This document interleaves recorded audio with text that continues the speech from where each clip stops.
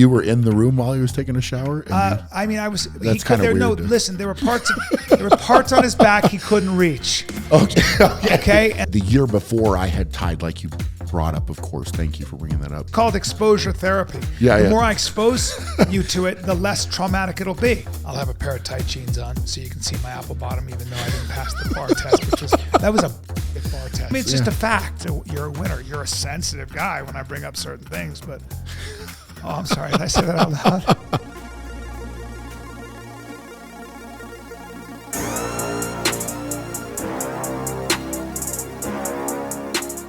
Welcome to the Shaw Street Podcast. I'm your host, Brian Shaw, and today I am joined by Mr. Bryan Callen. I'm excited to have you here.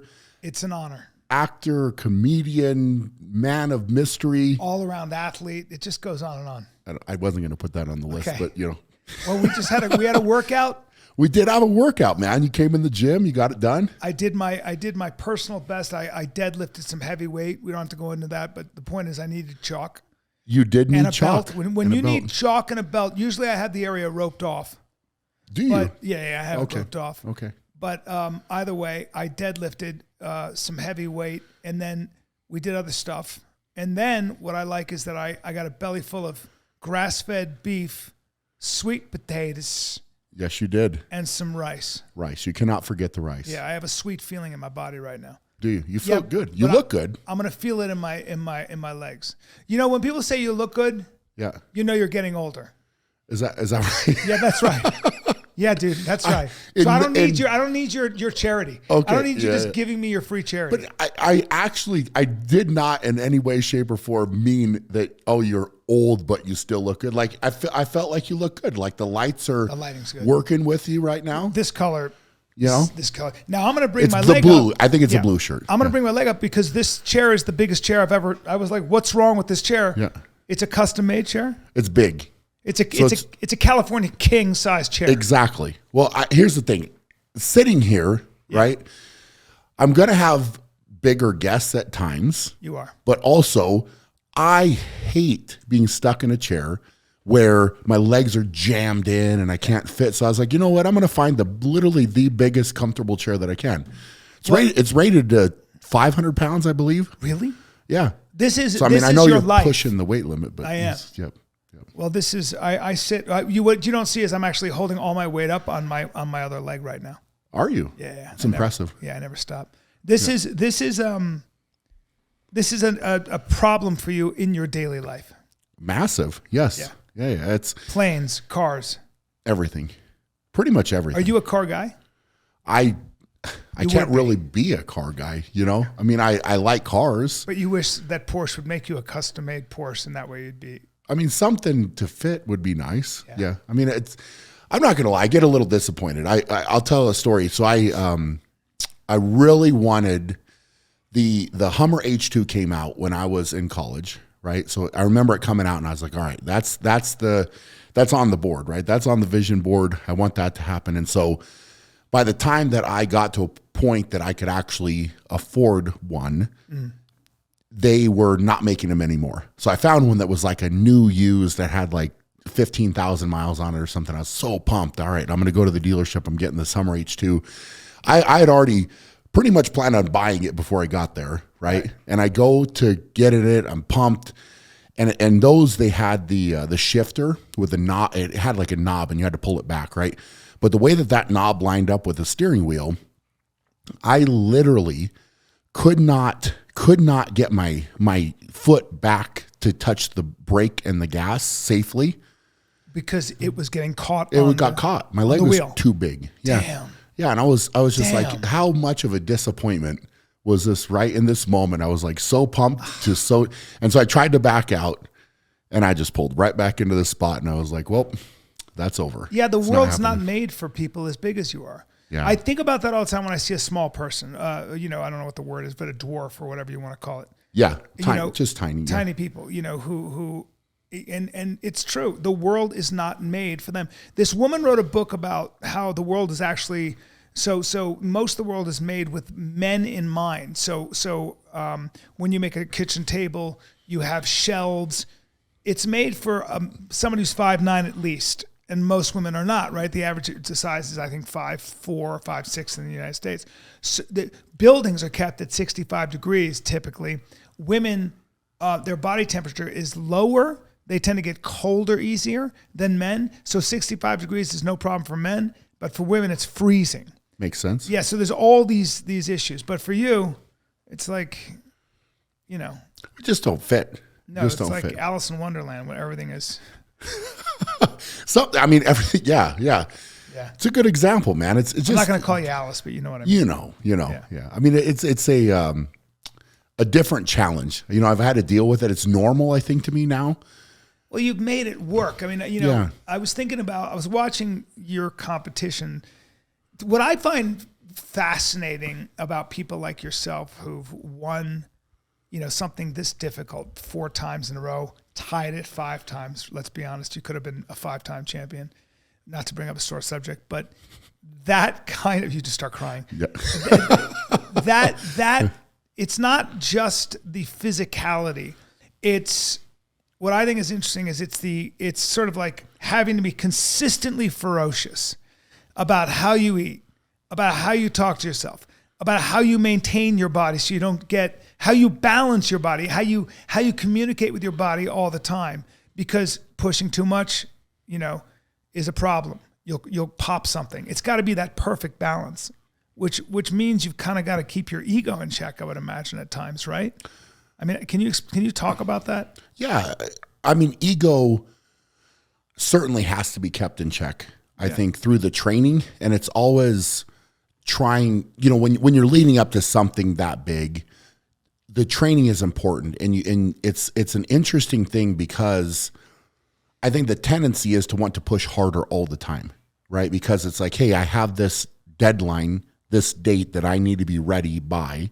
And if I don't push to my absolute kind of breaking point, I'm not working hard enough. And so there's this interesting mix of listening to your body, pushing when you're in a good spot to push, backing off when you need to back off. And essentially you're hitting the nail on the head. Leave your ego at the door. So you have to think logically about the situation, what's in front of you, what you should do, what makes sense, what's smart, versus maybe trying to show off and do more than you should and put yourself in a bad spot. So this is listening to your body is certainly one thing, but also then from a mental standpoint, understanding what's going to get you better for the contest. So if it's that day and you're feeling good and you can push a little bit more, you push a little bit more. If you're not feeling good, you back off a little bit more. That's the hardest thing though, right? Very difficult. Because the fear of losing a lot of times pushes you beyond, like that's got to be very daunting, because some days you've just got to pull back. Yep. And you've got to be your own governor. But then that comes with, but the other guy's not pulling back. What if the other guy can handle this? Well, I remember feeling like when I was a kid, for whatever reason, and my thing was basketball back then. So I remember always feeling like there was somebody working harder than me. And my biggest thing was I wanted to get a college scholarship to play. So I'm practicing, and it was late at night, but I hadn't made, you know, I used to set goals for myself. So I'd say I had 10 free throws in a row. I had to make 10 free throws in a row or before I could go inside. And I would stay outside until that was done. And then I felt like I wasn't doing enough. I always felt like somebody was working harder. So it was this, like, it would eat away at me, to be fair, literally eat away. And I didn't know who that person was. It was an imaginary opponent. Now, was there somebody working hard? Certainly there was. It's not an imaginary opponent. Yeah. Not when you want to be the best in the world. No, and with strongman, it's kind of the same thing, right? Because I can... Not kind of. It's definitely, you know, right? Because there's always somebody bigger and stronger. And that's so extreme because there's so many different movements. Yeah. Oh, it's a variety of different movements you have to get good at. Yeah. Yeah, absolutely. Do you think that, because I don't know how to think about that. Like, I always wonder what drives me and what motivates me, but I wonder, like, what degree you're born with this inherent need to compete, and to what degree it's trauma you suffered as a kid that you're trying to compensate for. I know very, very successful people, and I've asked them, one guy's just a genius and artist, filmmaker, and I said, what motivates you? He goes, revenge. Fuck these bitches. Like, he was that aggressive about it because he was able to hold on to it. Like there was a chip. And not that he's a bad guy, but he allowed it to kind of, it was almost like, I'm going to show you. Yeah. And what is the ratio for you? I mean, you're very competitive. I had you try to pull my toe hole flip-flops apart, and you almost pulled the skin off you because you were like, I said, nobody's done this before. And you're like, I'm going to be the one that does it. Yeah. And I can see that in your face. The minute you pick up a weight, your face changes. I love watching your competitions because you look scary. Yeah. Like you're not a nice guy. It's like you're the nicest guy, not when you're like, you're a fucking killer. Yeah, you have to flip that switch. Going back to your question on, are you born with it? Is it some kind of experience you had growing up as a kid? That type of thing. I've heard a lot of people say that, man. It's like they had something traumatic, something bad, whatever it might be. I can't say for myself that I had that, right? Really? Like I had a pretty good childhood. I had to work hard. You worked on a farm? Yeah. So I grew up kind of having to work on my uncle's farm. I guess I didn't have to, but I did, right? So you're doing chores, you're stacking hay, you're doing these physical things that are hard, but you learn how to work hard and how to overcome feeling like, hey, I'm tired, right? Well, guess what? Sucks you're tired, you have to finish. Yeah. Right? So like as a kid, at 12 years old, I had to learn how to drive the truck so I could stack hay, right? This is the way that I grew up, and it was normal. That was my normal. Yeah. So I think I learned that work ethic. I was competitive with my older brother. You were? Yeah, very competitive. That's big. Very. I hated losing, but I don't know How much older was he? 2 years. So it's like right where he was always kind of a step ahead of me and could do things better than me. And I would always play with him and his friends.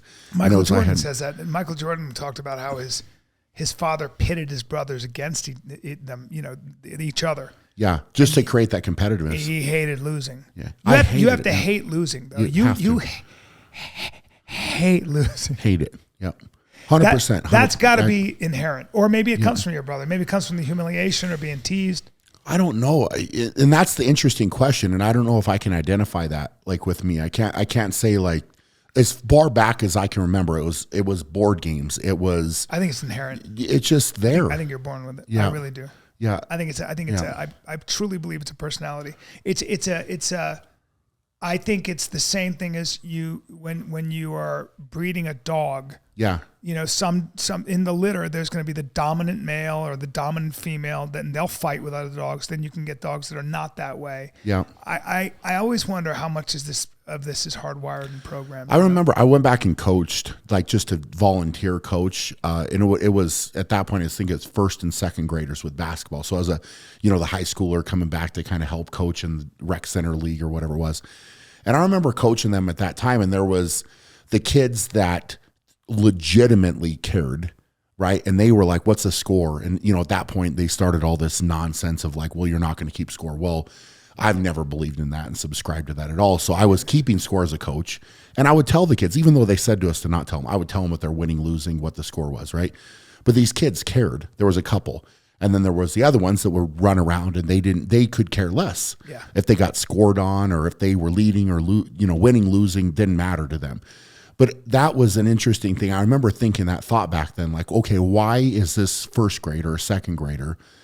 Why does this one care so much about it? And literally it's like, I have to go score. They scored, we have to score. Yeah. And this other one is like, I could care less. I don't know what's going on. So I think there's something to that, man. Like my father and my daughter will not play a game unless there's a competition at stake. There has to be something on the line. And I don't care what it is. They are, and if they don't win, they are either going to play you again and beat you, or they're going to quit. There are a lot of people who are like that. My son is not like that. I'm not that competitive. You're not. I mean, I said that to my dad, and he did a slow turn. My dad went, "Are you out of your mind?" Like, yeah. Are you kidding? Like so going on that, right? Yeah. So with you getting started, and I've heard a little bit from different things about your childhood. Like you had an interesting childhood growing up, and do you think any of that experience of what you had to go through there shaped? Yes. I think that, I was moved around so often, right? So I was born in the Philippines and I lived in Calcutta and then Bombay, that's in India, then Lebanon, then Pakistan, then Lebanon again. The war broke out. We got evacuated to Greece. Then I went to Saudi Arabia. So by the time I was 14, I had moved 7 different times, That's 8 insane. different times. And there was never any real stability. There was never any permanence. You had to say goodbye to your friends after a year and a half, right? Yeah. And you'd go to a different continent, never mind. And that was before email. That was before anything. You had snail mail maybe, but you said goodbye. You never saw those people again. So that lack of permanence and then being thrust into a whole new group of people and the kids. And I love people and I sure as hell didn't want to be lonely. So I knew somehow I figured out, I learned how to read people very, very well. I learned how to make friends very quickly. And one way is to be funny, get them laughing, but that's not what I did initially. What I did initially is I got very good, and I never knew this until my father pointed out to me when I was about 15. He said he'd never seen it. I'm very good at reading people, and I can tell you what they're ashamed of, and I can tell you what they are proud of.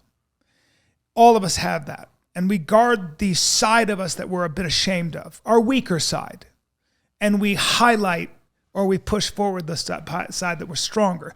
It's like you talk about training. When you're great at pulling, you're going to go and do back. When pushing isn't your thing, it's going to be a drag. I got very good at identifying that with people.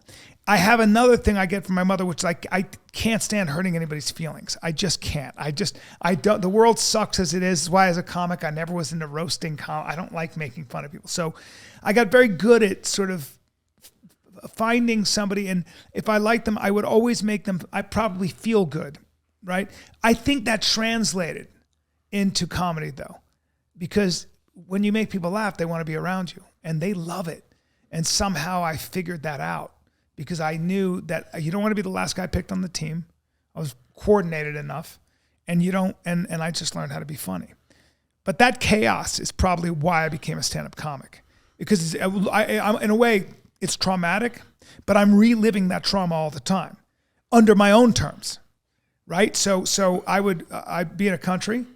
Hey, you got a dog? Say goodbye to your friends. We got to get out of here. We're going to Saudi Arabia or the Ivory Coast or wherever it might be.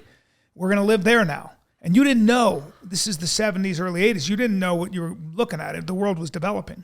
Right. So it was so different. It was such a culture shock. The food was different. Everything was different.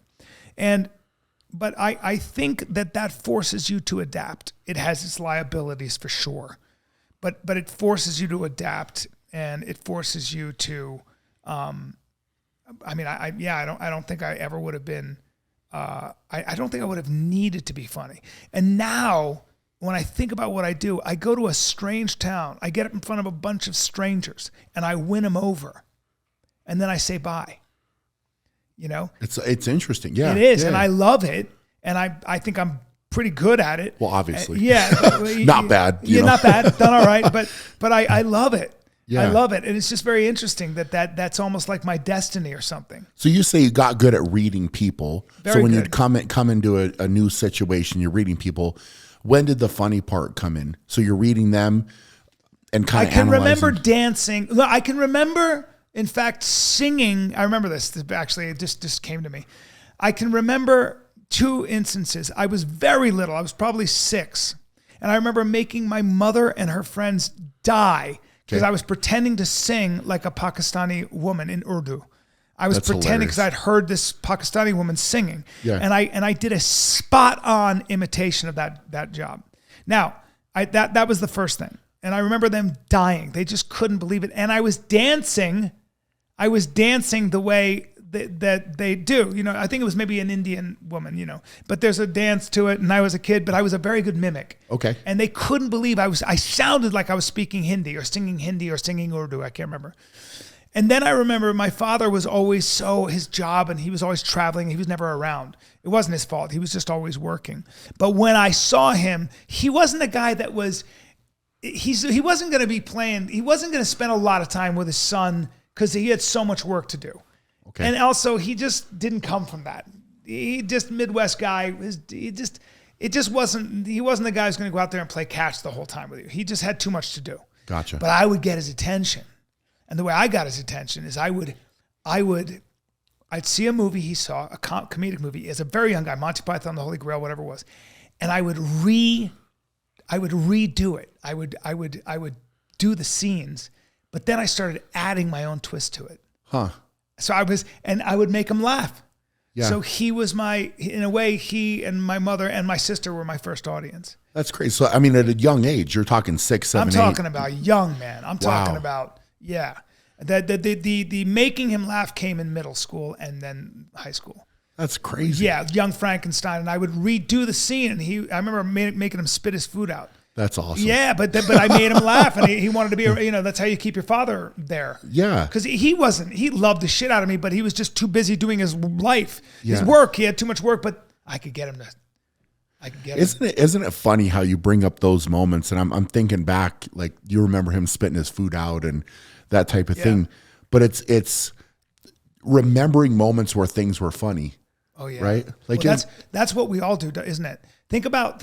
I was just trying to think back to like when I was a kid in different moments, and I'm remembering, just as you're saying that, a lot of moments I remember are funny. They were funny. You're laughing about this or that or something happened. Because it's intimacy. Yeah. I always say the two rarest commodities are intimacy and adventure. Adventure is not knowing what's coming next. And there's fear, there's uncertainty. You need uncertainty in your life. You do. You need certainty. I got to make sure I'm not going to starve and I got a roof over my head. Absolutely. But you need uncertainty. Adventure, you bond when you do something difficult together, man. When you do something scary, when you're competing on the same team, when you see guys who go to war together, combat together, that bond is very strong. Yeah. Whatever it might be, people get married when they're at work. They just around each other. Whatever is uncomfortable, but you hold on to those friendships. That would be what I consider adventure. But we mark our lives by the number of times we laugh. We're not going to remember lifting today. We're going to remember all the silly shit we were doing. Yeah, I would agree. I would agree. Like what I love about you is your ability to just improvise, and you're a silly goose. You're such a silly goose. I love that. Yeah. That's a form of intimacy. That's how people become friends very quickly, because it's effortless. It just effortless. It flows. Yeah, just have fun. There's a social intelligence to that. Yeah, right? I agree. Yeah. So, I don't know if that was but that is how I think you're right. We do mark our lives that way. I mean, it's fascinating. It is fascinating like that, but you're right. I mean, I have different bonds with different people when you went and did hard things, right? So, whether it was a team that I was on and going through that, or, you get in these situations and you're almost forced to bond. Yeah. You have to. Yeah. You have to. When did you realize, though, that you could be the strongest man in the world? It's an absurd thing to say. It's absurd. Like, everybody wants to be the strongest guy in the world. Every kid, every child wants to be the strongest man in the world, strongest boys anyway. Yeah. I mean, yeah. You identify as a man, right? I don't know. You don't need to ask me that. I'm trying to be progressive, dude. I don't know what this is. Yeah, we don't need to. All right. Yes. But yes, in every sense of the word. Yes. When did you? Yeah, I don't see a lot of I don't get a lot of feminine energy off you. No. I hope you don't. Yeah. When did you actually flirt with that idea? Because I remember when I realized I could be funny professionally. It was such a shock to me. Like I didn't dare. I was like, it was like, you peek, and I was like, I'm just going to put my head. See what it is. I was like, it's like a room that's really dark, and you're like, not for me. Can I go in there? Is it for me? Yeah. What if I could be funny? See, what's fascinating is I'm going to ask, I'll answer your question for sure. And then it's cool because I can ask you kind of the same thing about your career. Yeah. So with me, I was always fascinated by strength, fascinated by it. Like you said, you're growing up, the Hulk, these superheroes, kind of larger than life, super strong, all of that. Like, I loved all of that. But it was interesting with my path going through basketball that I want to be good at basketball, right? So I did everything competitive wise to be good at basketball. And then part of that was lifting weights. So as I lifted weights, I got stronger, certainly, but my performance on the court increased, which is the result that I was looking for at that moment.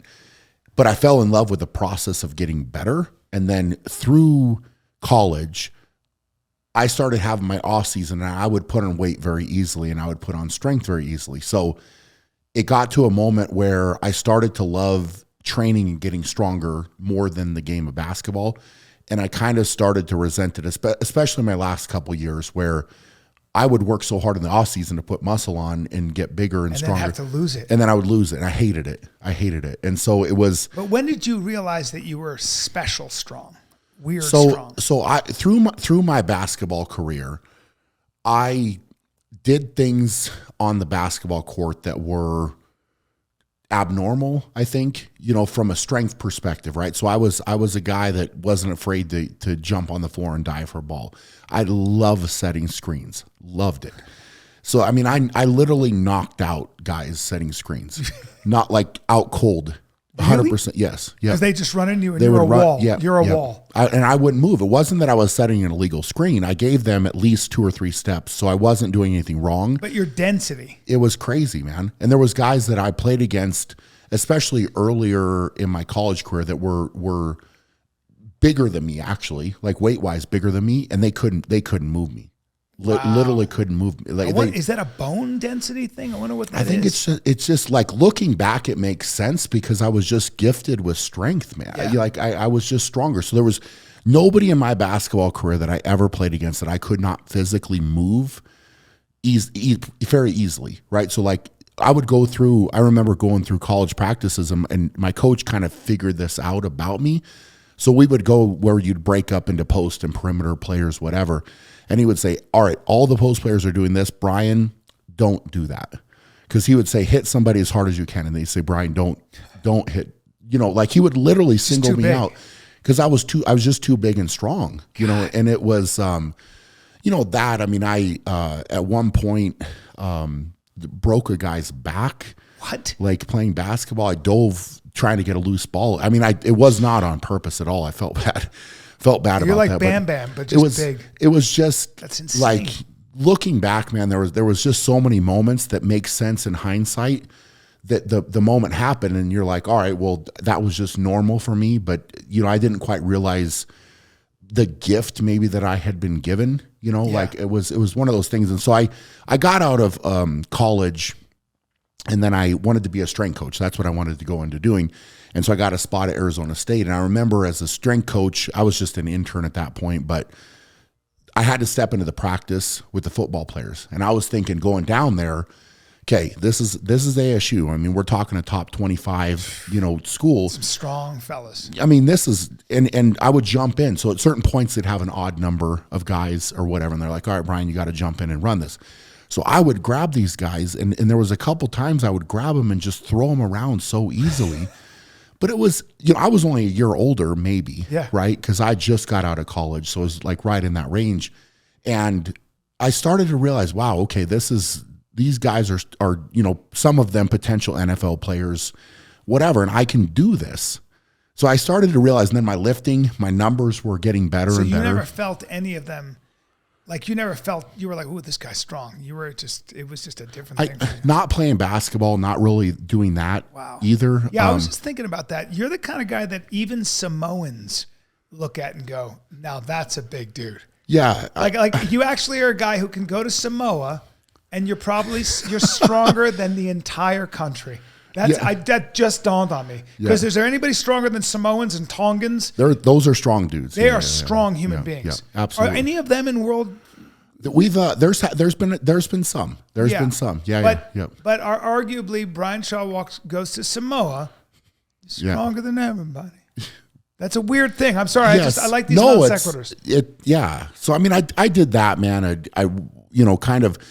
The path made sense after, right? Yeah. But in those moments where I was, doing things at 11, 12 years old that were not normal, right? And already at that age. Yeah. I mean, I was throwing around, 50 or 60 pound hay bales. Like it wasn't normal. That was normal for me. But looking back, it all makes sense. Cause I really believe that I was just given a gift, yeah, it was something that I needed to work hard to maximize without a doubt. Yeah. Right. But all the makings of what it was. And so after that, I remember there was one moment that I lifted this big dumbbell. I was at an expo after I was a strength coach, and it's Thomas Inch dumbbell. You were not competing at this point. I had not competed in strongman. I was simply lifting to get stronger because I loved it. What were you lifting what were you squatting and what were you benching? At this point? Yeah. God, I don't remember exact numbers, but I was probably 330 pounds maybe. So it was like a year after I got to college. So I went from my playing weight around 270 or so to an easy 330. Easy, no problem. very easy. Yeah. You weren't even eating that much. Just that's who you are. No, I just jumped up above 300 pounds, no problem. So I was doing that, but I was trying to get into the strength coach world and do that. And I was at this expo for strength coaches, and I walked through this expo when it was closed. It was kind of like a lunchtime period or whatever. And there was this dumbbell at this booth I'd read about. It was a Thomas Inch dumbbell. So it's kind of dubbed the unliftable dumbbell. It's a grip feat of strength. Not very many people can walk up to this and just pick it up. It's not simple like that. So no chalk, no nothing. I'm just walking through the expo. I'm like, oh man, that's a Thomas Inch dumbbell. Walk over, pick it up. So I just fully deadlift it up, no problem, put it back down. And so with your fingers. Basically, it's just a thick handle. It's like a very thick handled dumbbell, and it's round. I had one in the gym. I should have showed you. Yeah, my dick is like that. Is it that? Yeah, that big. Okay, cool. Yeah, I could. I'm 10 years old. I love it, man. Keep going. It's like I can't help myself. No, it's I surfed it up. It was that big. No, but in my mind, I'm like, don't say it. Don't say it. It's stupid. Don't say it. Grow up. Just grow up. And then I'm like, my dick. You fought it. There it is. Yeah. So, and it's out there. That's fine. So everybody should just. To be fair, I did serve that. It's like this big. I mean, you were doing this and you were talking. I know. So I picked the dumbbell up, and the guy running the booth ran over and was like, holy shit, did you lift that dumbbell? And I'm like, yeah, I lifted. I didn't realize how big of a deal it was. Oh. And so at that point, he told me, look, you've got a strength that's one in millions, right? Wow. And if you don't, he's like, if you don't do something with it, you're doing a disservice, basically. Like you're so gifted with this. It's crazy. But it was just that I'm sure he himself, I know, has seen so many people try to lift that dumbbell. Yeah. That's it's like a sword in the stone kind of thing. Like for somebody to walk up and lift it as easy as I did, not with a challenge, just to do it like that was crazy. So it's like that moment, I think, and then I got into strongman, and as soon as I got into strongman, it was like a natural, like, hey, I've never done this. I've trained at a normal gym. That was home. Yeah, I loved it, and I loved it. It fit my competitiveness so well. So I wanted to compete. It's a way to express yourself, right? I mean, it's a way to get out of, like, when I would watch you, I was thinking about this. Anybody who does that stuff in life, if you make a great movie, I really think, I love to draw differences. There are meaningful differences in life, and it's important, but I love the comparisons. Yeah. And I'm sorry to interrupt you because I thought about this, when you are the strongest man in the world, or you're endeavoring to be so, it is a form of original self-expression in its own right. Or at least in your mind's eye, what is the pacing tiger is, I have this thing in me and I got to get it out. I got to see how strong I am. Yep. I don't dare to believe I could be the strongest, but damn, I'm pretty damn strong, right? Yep. And that voice going, you're one in millions. Now, if you don't answer that call, if you don't exercise that demon, if you don't let that pacing tiger out of the cage, it might be a sin. Do you ever feel that way? It's like, yes. Yeah. I needed to I always feel like I was given gifts and I needed to maximize them. Yes. And that's kind of how I felt. Yes. It's just, all of those moments, and not necessarily that one. And even at that moment, I guess I didn't necessarily say, okay, at this moment, I'm going to be the strongest man in the world. I told the strength coach there, ASU, when I left, that I was going to be the strongest man in the world, and I not competed in strongman. So you had set that as your goal, and you were serious about it. Yeah. Well, I don't do the hard part for me is I don't ever want to do anything unless I can be the best. I shouldn't say it like that. My goal is to be the best. If I do it, I'm not going to stop. So I'll put the work into it. I'll do whatever it takes to be the best. I just want it's like a competitive thing with me. It drives me. So it's like, once I got into strongman, okay, I'm going to be the best. I think the realization is when I made it to my first World's Strongest Man and got to that stage, and it was like, all right, I can win. I can win. You right? could feel it. Yes. Yeah. First one? First one. Yep. So I didn't make the final my first year. That's the only year in my strongman career I did not make the final. Wow. So it's, I knew, man. I just knew. I saw the guys. I analyzed them there. And I just knew. I knew that I could do it, at that moment. So it's kind of, that ingrained it a little bit more. Did it help that you were bigger than most people, or are you bigger than most strongmen? Yes. Yeah. Well, at that point, I wasn't necessarily. I think I had the frame to do it, and my kind of ability was there. But I had to work to maximize that too. But it just takes there's nothing that doesn't take time, right? It's just you have to work on it to hone your skills to get better. But you have to work correctly, right? So. It's like my buddy Tony Blauer says, be careful of what you practice. You might get really good at the wrong thing, right? And that's a great statement. It's a great statement because you're kind of known, whether you know it or not, for your technique. I feel like deadlift, first of all, it's astonishing you can lift that much because you have so much further to go. But also, I feel like you do deadlift technically wrong, but I don't mean it that way. I just mean because you're so tall, you had to open your legs more. You had to do certain things. Is that true? I took a lot of scrutiny for that. You did? I did. Oh yeah. Yeah. Okay, yeah. But they can kiss my ass because you're lifting more weight. Yes. So, well, I was back then. Okay, so I didn't know you took scrutiny for that. Oh God, yeah. Because my buddy was saying that it was pretty extraordinary. He was like, to be able to lift with that kind of technique and that kind of skill is a huge part of it. Well, here's what I'll say. Is I was never scared to think outside the box a little bit and do things a little bit different, right? So I would watch video, I would analyze different things, but I would think about it and say, okay, how am I going to maximize this? So when I got into the sport or into lifting, I got told, as a lot of tall guys do, well, you're never going to be good at deadlift because you're too tall. You're never going to be good at bench press because you're too tall. And I never accepted that. I never would accept those opinions from those people. I would have. Yeah. Because I would have said, well, these people are pros and this is physics. But you didn't. No. Yeah, I said there's a way, there's got to be a way. I'll figure out a way, right? So when I got into deadlift, as I was kind of building up, I was experimenting with different stances to deadlift in and what would be best for me based on my build, my leverages, how it looked, analyzing a video from the side. And I was just open to it, man. And I started opening up my stance. And for me, I was able to maximize more of my strength and get more out of my legs by opening up my stance a little bit more.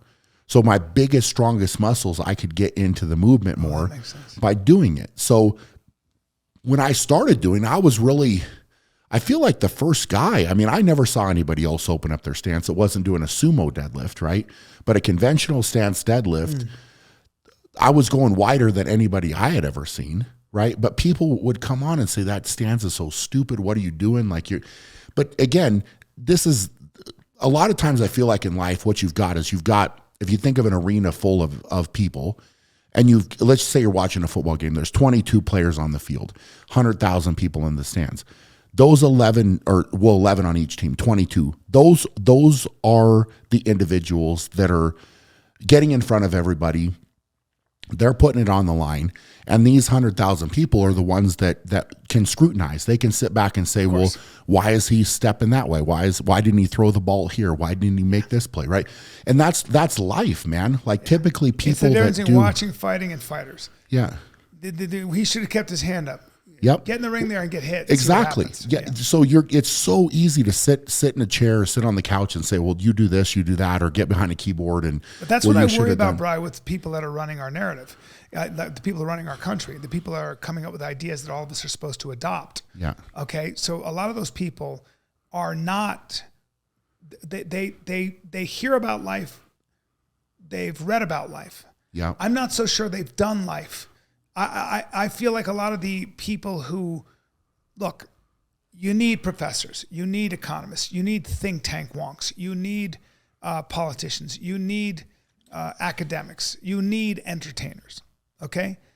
But there is a bit of a liability there because your knowledge is limited. because there are certain things you can only learn by playing the game. 100%. And sometimes I feel like the narrative is being controlled by people that don't pay up the price for being wrong, and they're in the stands while the rest of us are playing the game and getting dirty and paying a price, and our decisions make all the difference. That's why I've always trusted and enjoyed being around people like yourself, as opposed to, and I love academics, but academics are very limited to an extent, because there are just certain things you will only learn and understand when you have to put your hands on the world. 100%. Right? Yep. And that's what I fear in our world, our economy. Man, I couldn't agree more. Yeah. I like that. I mean, it makes sense. You gotta get in the mud, so to speak. You gotta get in the mud. Yeah. You have to. Yep. Yeah, because if you are doing deadlift wrong for you, if you're not ignoring the scrutiny, you can pop a disc or break your knee or worse. Certainly. Yeah. And so the consequences of that are dire. They can be, yeah. And it's being willing to maybe take the scrutiny, I guess, but do it your own way, right? Sure. Well, you want proper guidance. Yeah. You want proper tutelage. And it's not that I didn't have different coaches, look at it, but that call I made myself, right? I didn't have anybody step in and say, well, Bryan, maybe you should widen your stance up a little bit more and play with it. That was more of a trial and error that I was willing to go in because it made sense to me. Yeah. Right. And now you're very cerebral about this stuff. Yeah.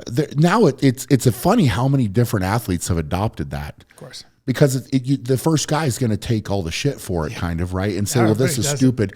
But it's like, wait a minute, that actually works. And, for me, it worked. It just worked. So I was able to maximize that lift to add it to my arsenal, right? And I've done, I don't know how many deadlifts over 1,000 pounds now. It's something that I was able to do and execute through hard work, but also through trial and error of trying to do it better. It's so weird that you deadlift 1,000 pounds. Yeah, it's fun, but it was a challenge, right? It was a challenge to get there and challenge to overcome. And to be fair, I felt like I needed to have that in my arsenal to win, and have that carry over. Do you feel like, because I want to ask you about the mentality of how one maintains their discipline, their intensity over the long haul. And sometimes athletes are not psychologically complicated, I would imagine. And if they are, they have to learn how to quiet those voices. So do you think that you are, do you think that you are psychologically complicated? So a lot of athletes use a psychological coach. Yep. Right. And without that, it's problems, right? It's especially with heavy weight. Like it is a lot of it's mind. I can do this. Yep. Right. So, do you think of yourself as psychologically complicated, or has it always been enough just to be driven by the need to win? It's a great question. I think that the need to win has driven me hard, very, very hard, right? And that sustains you. It definitely sustains me. Now, with that being said, at certain points, the way that I trained, I would gain confidence through my training. And what I mean by that is, let's just say I'm approaching a deadlift, a max deadlift, and I'm trying to get ready for it. The way that I would approach my training cycle, let's just say this is the end line, is wherever. All of those sessions leading up, I would never fail in training.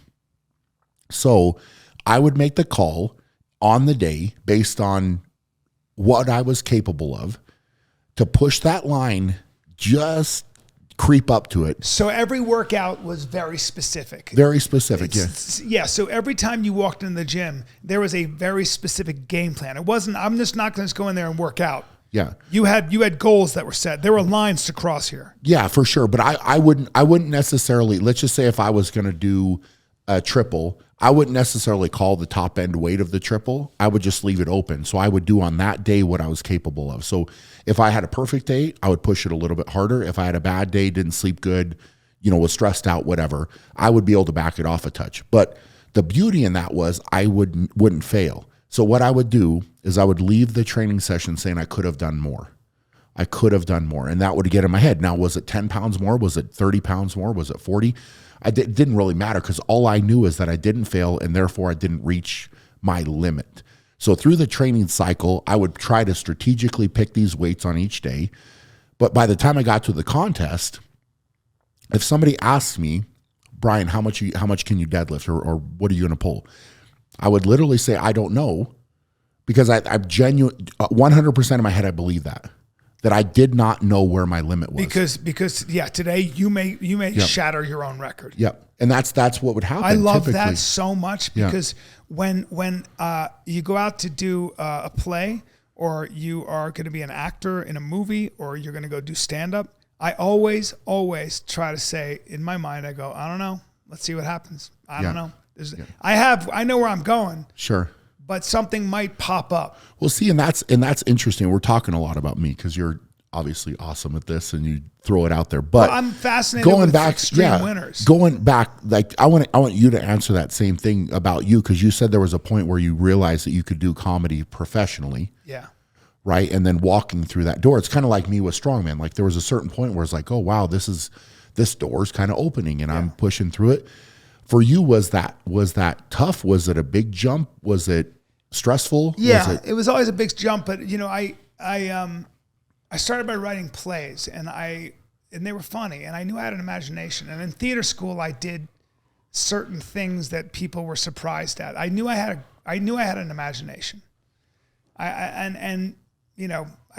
My imagination is good. I can tell. Just being with you for today, I can tell, man. Yeah, it is. It's how I make my living, right? I think that I had always at this point, by the time I was 25, I was just always making my friends laugh. So if you asked any of my friends, it didn't matter who they were always like, he's the funniest guy. Absolutely. I just was always silly and I lived to make them laugh. It was it was when I felt alive. Everything else was, Were you writing stuff to test on your friends or it just was coming out naturally? Yes. So it's funny you say that because I didn't think stand-up was for me. Okay. Right? I'm a funny, silly guy. Yeah. I wanted to be an actor because I wanted to be famous. I wanted attention from girls and I wanted to make money. I just wanted all the wrong reasons to be an actor. That's what I wanted to be an actor. I just wanted attention. I loved the attention. I wanted to be the guy people were talking about, which by the way is part of what drives you. Like I was never going to be an athlete like you, but no matter what I did, whether it was wrestling or whatever, I was never going to be, the guy on the bench. Right. You're in the game. No matter what, I'm going to be in the game. Yeah, absolutely. And I'm going to try to be as good as I can be. Now, I learned very quickly as an athlete that was just not going to be the case. But anything I did, whether it was acting or whatever, I knew I was going to find my way. I'd find my way through, man. I'd get myself out there, somehow. But I think with stand-up, what I started to do, because my girlfriend who became a very famous director, Patty Jenkins, wrote and directed Wonder Woman and Monster and Wonder Woman. That's awesome. She's the biggest, But we were very young, very, very young. This was 30 years ago, my God. And she said, Bryan, stop trying to be a brooding actor, man. You're not this deep, brooding, serious guy. You're the funniest dude all of us know. I made some speech at a wedding and it was really funny. Yeah. She goes, stand-up comedy. But it was so terrifying to me, dude. It was like putting my whole life on the line. I was like, I'm not professionally funny. And I started writing jokes and pretending they belonged to a comic and I would recite them for my friends. I heard this comic do this thing. And I remember my buddy was taking a shower, my roommate. And I can't remember, I did this joke and he went, bah! He spit. He just started laughing really loud. And I went, fuck, I wrote that. I wrote that. That's great. Right? Yeah. And then so pretty soon you were in the room while he was taking a shower? I mean, I was. That's kind of weird. No, listen. There were parts on his back he couldn't reach. Okay. And I mean, I just made it even weirder, man. No, dude. And plus, he couldn't get certain parts of his dick clean. I don't want to get into that. Horrible. That's horrible. Dude. I had a loofah. It was a natural sponge. You're asking me all these weird questions. I wanted to know why you were telling him joking he's showering and why it's the college shit, dude. Okay. I stuck my head in. Hey, that's all. Hey, all right. It's all good. It's all good. Unbelievable the assumptions. Yeah. I mean, hey. You're the one that said the shower and the joke and spitting and all that. You were the one behind me going, yes. He was pushing the sled. Anyway, I was pushing. Yeah. So you tell the joke, he loves it, and you wrote it, but you were pretending that it was written by somebody else? Yes. And then one thing leads to another, and then you get up on stage, and it's the most terrifying thing. Now, doing stand-up is the only time I feel comfortable. I mean, I always feel comfortable, but I've never been on stage where I'm even remotely nervous. It's just where I belong. I mean, literally a couple days ago, we were talking about you coming out here and you called me on the phone, right? And I was like, oh, it's perfect time. And I just got home. I'm talking to you and you're like, all right, man, I literally have to walk right on stage. Yeah. I'm out. Yeah. I walked in and told my wife, I was like, Bryan literally called me and he's literally walking on stage right as he's getting off the phone with me. Yeah. You would think that you would be, prepping or, whatever. And I was like, it was very strange what you just said to me in the phone call. But people can never get over that. I've done that many times. Yeah, it was nuts. They're like, I'm talking and I've just run up and they're like, how the fuck? But but I use that. Whatever's going on in that moment is what the audience is going to get at first. But the other thing that I kind of, when I was watching you and thinking about you and looking at how big you were and stuff like that, there's a strange loneliness that comes with, and I might be being dramatic here, but I like being dramatic. There was a loneliness. To be such an outlier, and it's not just in your mentality as a winner, but to be physically so big where the world doesn't accommodate you. You don't fit in the world. I think comics, any comic worth his or her salt feels the same way. We really do. That's so interesting. We're at the end of the day, in many ways, we're loners. We're outsiders. It drives my wife crazy. My wife is just like, where are you right now? You're just in your own world. My sister would always say, Bryan's here, but he's not really here. That's too funny. I'm talking, I'm doing my thing because maybe that's the only time in many ways I feel alive where it's just, I don't know. What a weird thing to get up on stage and make people laugh. It's gotta be, jumping into that has to be so, like, you're putting yourself out there, right? You're in front of these people, and what if they don't laugh? Yeah. Right? Or what if you don't connect? I would imagine at least the first few times or first year of that or whatever would be you're diving in the deep end. Well, right? and connecting goes with away. Different crowds or that goes away. But what the challenge becomes when you're my age at 55, and I was going to ask you about this too. Like when you have, in many ways, prove to yourself that you can do certain things that you didn't think you could do comedically or just, show business. You first you have to have the hunger to keep going, like to continue to be as original as you were. You got to keep that hunger. Number two, you've got to make sure you're not repeating yourself. You want to make sure you're not answering the same damn questions. The question I've always been obsessed with is how does one define courage? How does one define masculinity? And do they actually exist? Interesting. Because courage might be, I'm scared shitless, but I did it anyway. So I don't know what that is, right? And I'm not sure. But I don't know. But that's a question I'm always asking. And of course, there's a large part of me that wants to be anybody but me. I think you need that as a comic. Yeah. So the challenge becomes, how do I shift my mental paradigms? How do I shake everything up and ask a different question? Because most authors don't. Most authors are always obsessed with the same question. It is what it is. Maybe I'm a limited creature and maybe this is it for me, but I'll keep doing it, and I'll find ways to make people laugh. Do you find some competition malaise? Are you, now that you've proved that you're so strong and you've done this, is it hard to get up for another competition? Do you think you're retired? Do you have the itch to do it again?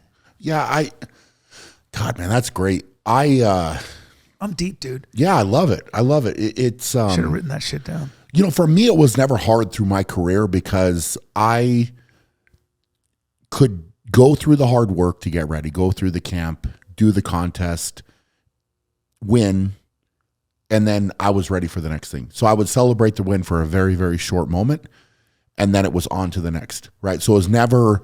Well, the wolves are at the door. Yeah, and I always, I guess, felt that, and I like that. So it wasn't about, hey, look at me, look at what I've done, or look how great I am. Like, I remember I won. Really? After you've won, after you're the strongest man in the world. Yep. Like, what is that night like for you? God, it involves eating, of course. I think I had a few drinks and just relaxed, man. It was kind of surreal. I remember looking at the trophy a few different times and just being like, wow, this is crazy, because the year before I had tied, like you brought up, of course. Thank you for bringing that up, the tie thing. You were the one who brought it up, dude. I brought it up to you earlier. You didn't have to bring it up yet. Well, because it's called exposure therapy. Yeah, the more I expose you to it, the less traumatic it'll be. Well, thank you. Yeah, that's awesome. I haven't been exposed at all in the past however many years. So I had tied come so close, and it was like winning that title was kind of like getting the monkey off my back because it was there. I felt like it should have been mine the year before, and then you come back and do it. So it was kind of surreal. But I remember a couple of my training partners, one in particular was like, man, I didn't know what you were going to come back like, because we've put in all this hard work, and the whole goal was to get to that mountaintop, win the title, whatever. And I was literally back in the gym on the next day I got home, and it was all right, let's go back to work. Yeah. And it was not really like, I was not satisfied with that getting there, where some individuals get there and they lose that hunger. They lose that passion. They lose the aggression. You love it too though, right? Yeah. No, I do. Yeah. I do. I always have. I've loved the sport. I love the competition. I love the journey. It's not hard. People always said, and I think about this, but they said it was hard, right? It's so hard. They want to talk about it. And I was like, you know what? It's not hard for me. I never thought it was hard. I was talking to Frankie Edgar yesterday. Okay. And Frankie is now retired, and he's been fighting. Very good fighter. Legend. Very good. Legend. And he just loved it. Just loved the process, the grind. Yeah. Yes. He just loved fighting. Yeah. And unfortunately, you get to a point in fighting where you can't do it anymore. Yeah, and that's the same. I mean, let's not be foolish. I mean, Father Time's undefeated, right? Like especially in athletics, and I'm not foolish enough to think like, all right, I'm going to go forever. I don't necessarily want to go forever, right? But I'm kind of at a point where I still feel good. My body still feels good. I'm strength-wise good, right? I've got a lot of things. Better than good. Keep going. Yeah, I feel great, man. Yeah, I feel great, and it's one of those things where I think like that question that you just asked about. Okay, do you get the itch? Yeah, of course I do, man. And I think I probably will for a long time, right? Even after I maybe choose to walk away or whatever I'm going to do there, but I never wanted to go in the sport where I was at a point where I was broken, and it's like, I'm broken. I can't do it. I have to walk away. I'm forced to do this. I wanted to be able to kind of make the choice, right? Like, all right, this is it. I'm going to do this. Is there an itch? Is the door still open a little bit? I think, one more? Yeah, I think it is, man. Yeah. I think it is. I think it's still open. I think it's important. And this is probably for me right now in this moment, the first time in my entire career that I've actually taken a step back and analyzed, right? Like analyzed the body of work, analyzed what I want to do, what I want to accomplish, where I want to go. I mean, there's a lot of things and a lot of changes that I've tried to make within the sport. And that's been a big motivating factor for me too, right? So I have started my own contest. We call it the Shaw Classic, where, I'm bringing in the top 16 guys in the world, and we're putting this contest on, and it's I call it a contest by the athletes for the athletes, because that's truly what it is, right? I've tried to start that and make that successful, and it has become successful, and it's awesome. And I love doing it, and I love making that change. For me, I think it's that lasting impact on the sport that means a lot to me. Yes, you can talk about titles and you can talk about whatever, lifts or records or this type of stuff. I mean, all of that stuff is wonderful, right? And I'm proud. I'm certainly proud of it. But I think the change by and large that I've been able to make, and a lot of the newer athletes won't even realize, some of the stuff that I've done or been a part of that's made it better for them and kind of paved the path. But I look at the guys before me, right? That I always have the children never respect the father. This is the thing. But I tried to be that guy though. Like I met guys that competed throughout, whether it was the 80s and 90s and, maybe early 2000s before I was into it. I always know their name. I always respect what they've done. You're just one of those guys, you're fascinating because just looking at the operation you have going here and how successful you've been just outside of the game. I mean, you don't make a lot of money as a strongman. No. But you've parlayed this into an entire business and a really great business. And so it's none of that is surprising. You're just one of those guys. You're just, you're a good businessman. That's rare too, to be an athlete of your stature and then be that good a businessman. And so I appreciate that. Well, man. It's just a fact. It's just like you're one of those guys. You're a winner. You're a sensitive guy when I bring up certain things, but I'm sorry. Did I say that out loud? I love sensitive guy. That's good. That's good. I brought up the tie and you got upset. Yeah. Hey, man. It's after all these years, I don't know that's ever going to be not a raw thing. Whatever. Dan Gable, the great wrestler, he remembers to a T the time he lost in high school. Can't let it go. That's crazy. Yeah. Can't let it go. I understand though. Yeah, I get it. Man. I know you do. Yep. I know you do. And I love that about you. So how do you brought up the point, remaining competitive, right? Yeah. For you, it has to be competitive too, though. In a different way. But think of this. Think of your career longevity, right? And I'm going to call it a game, but it is a game. It's how I can't imagine how much it has changed for you from when you started to where you are now, right? And how things have changed, because I mean, you would have been going before any of the social media, before any of that stuff. So you're getting your name out there. But it's changing. It's changing by the month, man. Yeah. I mean, I'm not joking. We are now I've seen this business change exponentially. And the biggest worry for all of us is literally, where do we fit in? I mean, is AI going to replace? I mean, comedy is now ingested like a commodity, like you do candy. Like, you better be coming up with jokes all the time. You better be coming up with content all the time. There is so much noise. When I started doing podcasts, nobody had a podcast. No one. Fighter and the Kid was like number 4 in the world for 7 years in sports or something. We were huge. Yeah, you guys killed. Yeah, I mean, it was still big, but it was so big. And I did 10-minute podcasts. We didn't know what we had. We didn't know what we were doing. That's amazing. But now everybody has a podcast. Now something like 3,900 new songs hit Spotify a day or something. I can't remember what it is. But so there is so much out there. You are competing. Sketch comedy is not needed. The internet's a sketch. I can thumb through, Reels or TikTok or whatever, and get my shots of dopamine, because these companies that study persuasion technology have hijacked our brainstems. And so when you would go to a movie back when we were growing up, including you, when somebody had a stand-up special, it was a 1-hour special, and you watched the whole special. It was awesome, yeah. And it was like, you could be thematic, you could tell a story. It took you at least 2 years to do that. Now, when you do a special and you drop it on Netflix, the average time people watch those specials, and I don't care who you are or how famous you are, is about 22 minutes. They don't get through it. Seriously? They don't get through it. So 22 minutes out of an hour. Yes. So a lot of comics are Wow. like, is it worth even dropping an hour? An hour's too long. Nobody's going to watch it to the end. Our brains have been rewired. You can get your fix, your entertainment fix. Now, I'm not saying there isn't always going to be room for great story. Yeah. And story you sit there for an hour, but man, it's hard to stay relevant.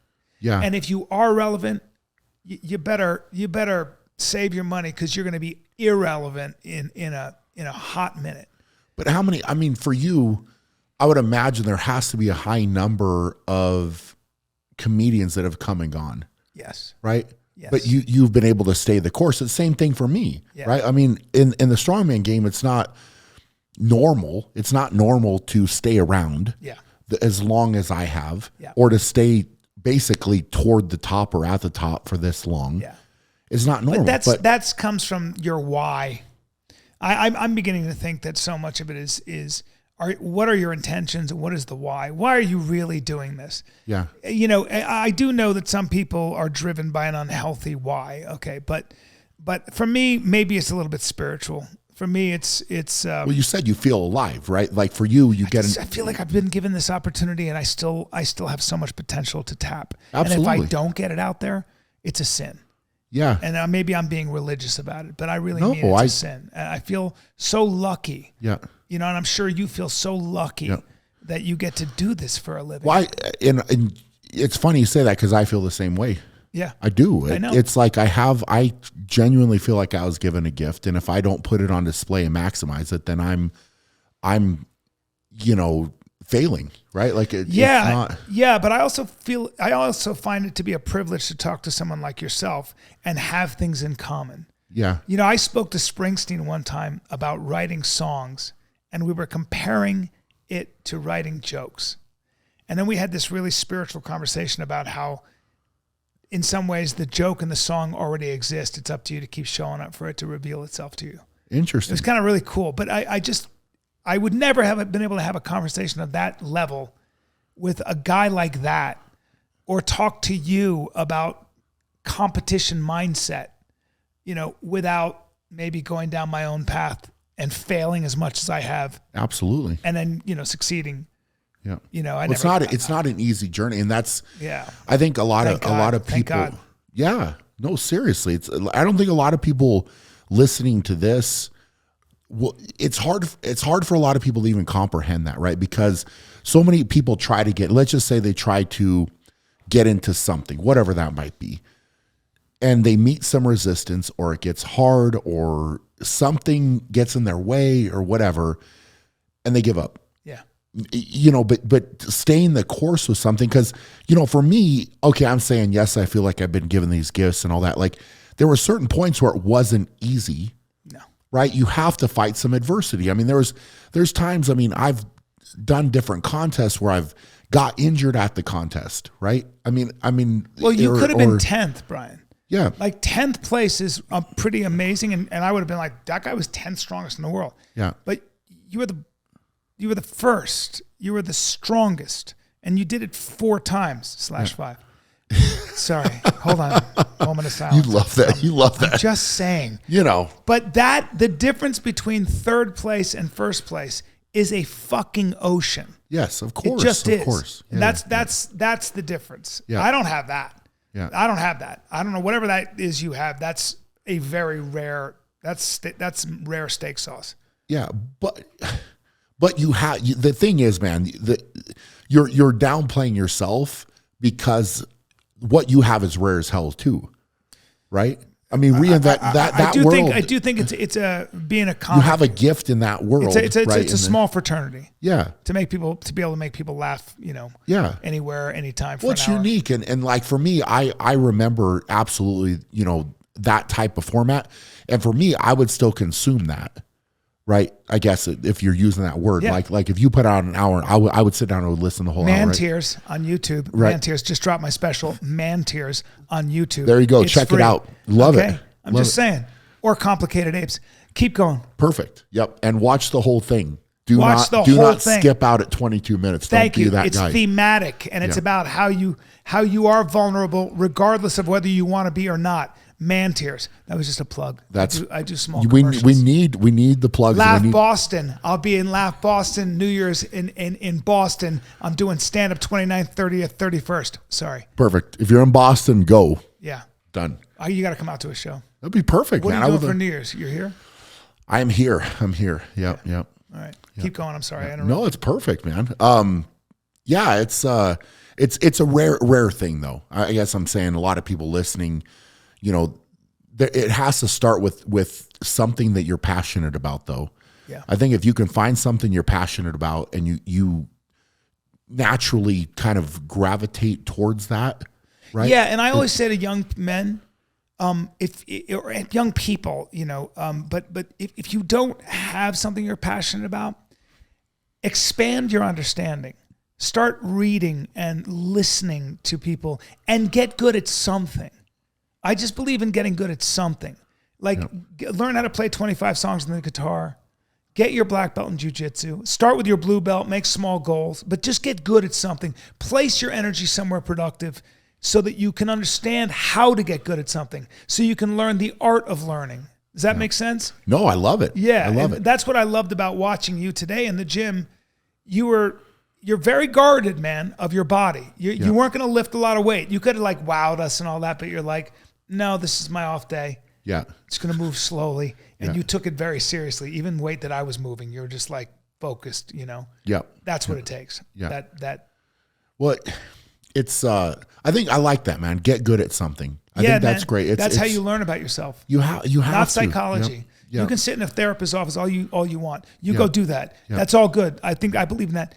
Get good at something. You'll have to come up against yourself. It kind of goes back to what you were saying earlier about getting your hands dirty, right? You have to get in and learn, and not be scared to get in the game, so to speak, right? Like get off the sidelines. Yeah. Stop, pretending that you can get extremely intelligent without hands-on learning, right? So go get good at something and explore, and maybe put your phone down for a little bit. You know what I'm saying? Like just kind of you'll get something. Yeah, you'll get an understanding.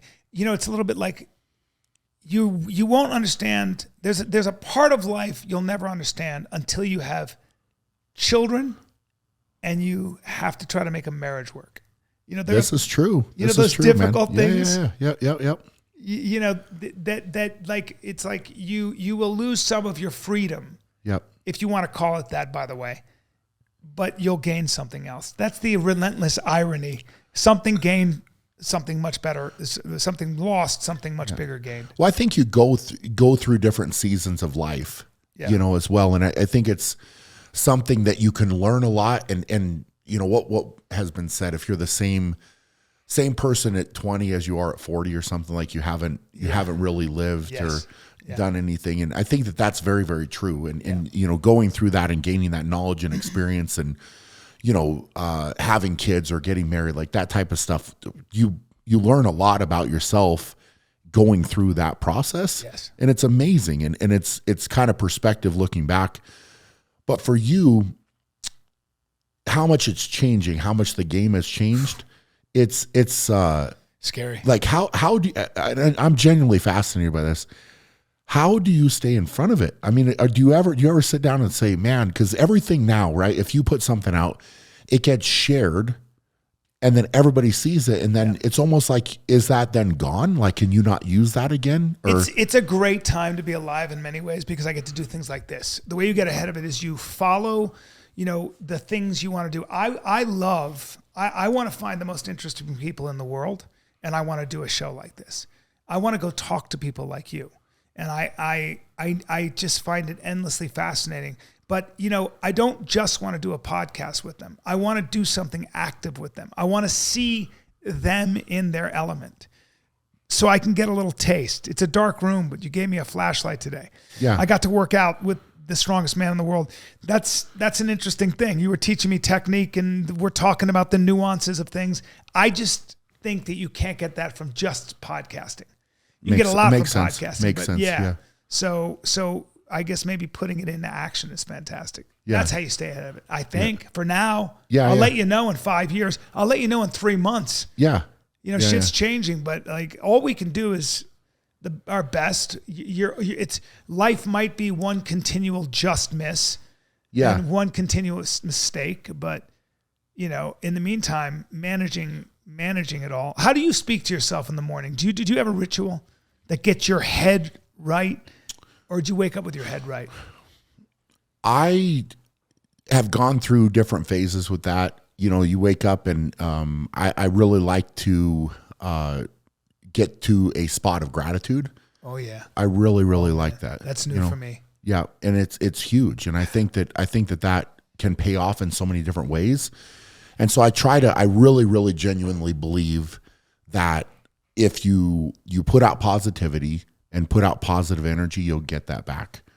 So I think that's the way that I've tried to really approach my life and my approach, right? So it's not a selfish, hey, it's all about me. It's more like, hey, you know what? I like helping people out. I like spreading a positive message, and I'm grateful for this moment or these things, so if I can kind of think like, hey, I'm going to think of 3 things that I'm grateful for. So I really try to think about that as much as I can.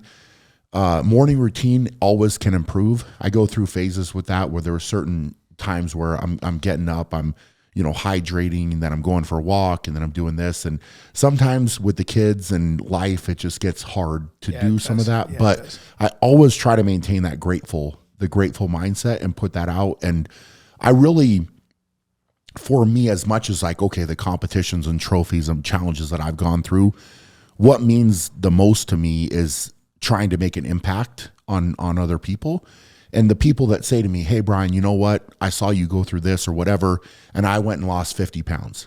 Or I kind of, it's so good, man. I love that when that happens. It's amazing.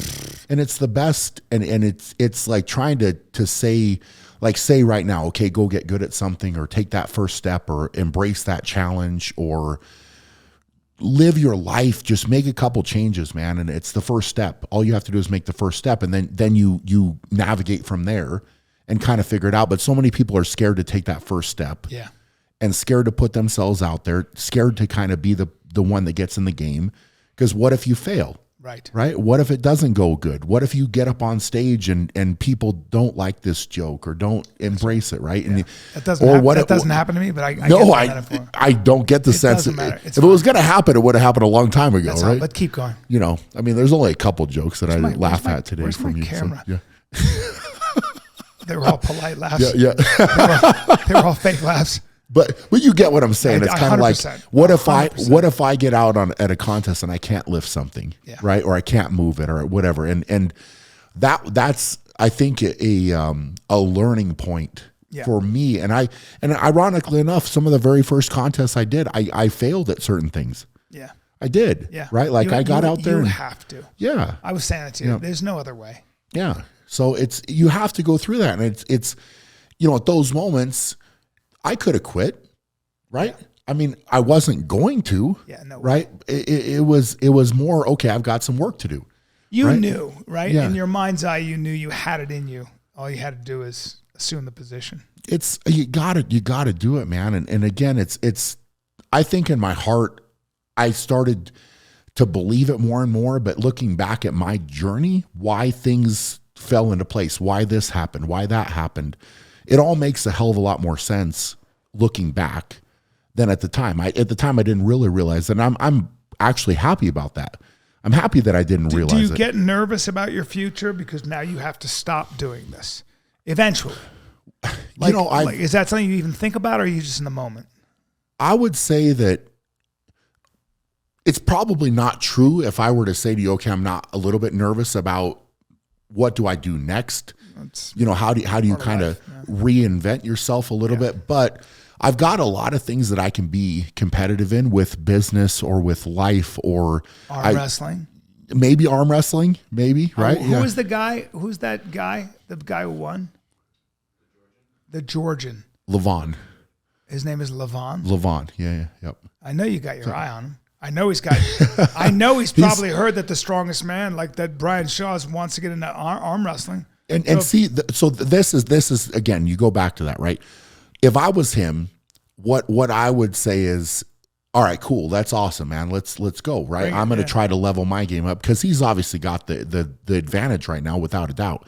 But with that being said, I like challenges, right? I love challenges. It's not just something, it's just something that I like. And if you say to me that it's impossible, I don't believe anything is impossible. Well, obviously, right? They said you were don't, too tall for deadlift and all those things. I don't like that. I don't like when people say impossible. I don't like that word, and I don't believe that things are impossible. So if you say this guy's unbeatable, it perks my ears up, man. Like, I like hearing I've heard that. he's unbeatable. Yeah. I have. Yeah. And I know that he's probably saying something like, tell Bryan Shaw to bring it. I will break him. We'll break him. So that's a good Georgian accent. That was good. That was good. I will break him. Yeah. He's strong, man, but he's nothing for my arms. I feel like that was that the same voice they used in The Hangover, Eddie in The Hangover? No, dude. No. The Hangover, I was speaking like this because I was from Lebanon. It's very different. That does sound but different. I was doing Russian. That was awesome, by the way. From Georgia. You did very good with that. Do you know who else was from Georgia? A famous figure in history. Are you skating over the fact they gave you a compliment? I'm so used to compliments about my accents. I apologize. Oh, are you? Thank you. Yeah, you should be. Okay, thank you. Yeah, that's nice. I like your hands.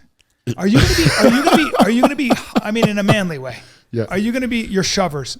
Are you gonna be hungry for dinner? Because we're going to a very good restaurant. We do. Unfortunately, I feel like I could talk to you literally all day. I know. Me too. And it's kind of like we're on a mandate a little bit. I know, dude. And it's weird. We're gonna go have a meal. I'm gonna take you out to dinner. Yeah. It'll probably cost me all the money. Well, you lost a bet earlier. I lost a bet about your leg being bigger than my arm. And my leg is 1 inch smaller than your arm. But it's a bullshit comparison because why? Well, because you peaked your bicep, and I don't do leg curls, so I don't have a peak. You could have flexed your leg however you wanted to, and I didn't. Did I? I didn't. And I should have. You tried. You put it up and then you put it down. We measured it both ways. We did, didn't we? And it got smaller when you put it down. So you were technically flexing. I was kind of flexing because you were bending your knee. Anyway, I won. The next time I come out here, and I'm coming out here. Okay. Just know this. Yeah. My legs are going to dwarf your arms. I highly doubt that. Dwarf's a strong word. It is. But they're going to be bigger than your arms. Okay. I'll be training. Yeah, so will I, bro. Okay. Yeah. So will I. All right, awesome. Okay. Until then, Bryan Shaw. Okay. We're signing off. This has been a collaborative. It's awesome. Collaborative. It's been the Bryan Callen Show. And what is the podcast? Shaw Strength Podcast. Shaw Strength Podcast. Team Shaw. Yeah. I feel like that was amazing. A home run. Yeah, me too. You did all right. We covered a lot of ground. We did cover a lot of ground, and I feel like there's a lot more we could talk about. But anyway, are you going to doll up for the dinner, or are you going to just show up because it's hard for you to find clothing? What do you want me to do? I mean, what's the dress code? You're going to wear shorts. It's cold. What's the dress code? I mean, I don't think there's a dress code, but I'll probably. What are you going to wear? I'm going to look cute. Just cute. Know that. I'll have a pair of tight jeans on so you can see my apple bottom, even though I didn't pass the bar test, that was a bullshit bar test. That was such bullshit. Was it? Yeah, dude. I'm narrowed. So we rolled it bar. Over. I thought it was going to be a bar, like just a bar. And yeah. It was a bullshit. That's a bullshit test. It was a 45-pound plate on a bar, and it went past your ass. That's a bullshit test because it's not. No, if I was thicker, then my lower back divots. It dives. Does it? Dives, and then it mushrooms out into two beautiful honeydew melons. All right. Anyway. You're very proud of your backside. Listen. Listen. It's the media. That's what they say. Is that right? It's not me. Okay. Yeah. You're slightly exaggerating. Probably. Just a little bit. Okay. Anyway, all right, guys. If you like the show, share the show. Appreciate all the love. Please check out Bryan Callen, all of his stuff. We filmed an episode of Best of with Bryan Callen. So that'll be out on YouTube if you want to go check that out as well. Appreciate the love, and we will check you guys later. Go out and be great.